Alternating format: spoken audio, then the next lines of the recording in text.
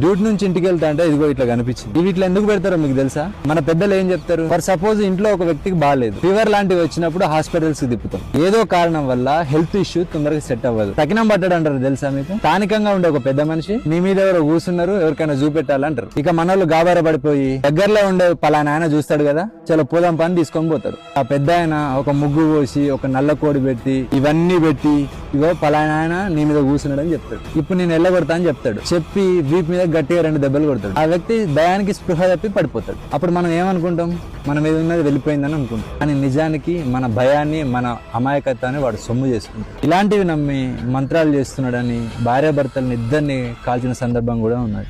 వీటిని ముట్టుకుంటే నిజంగా ఏమన్నా అవుతుందా?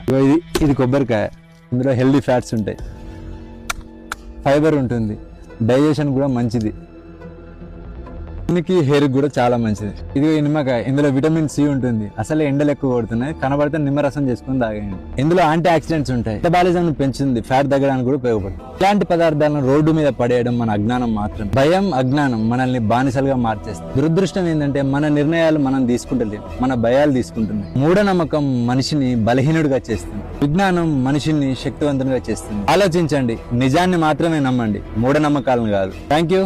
జై హింద్.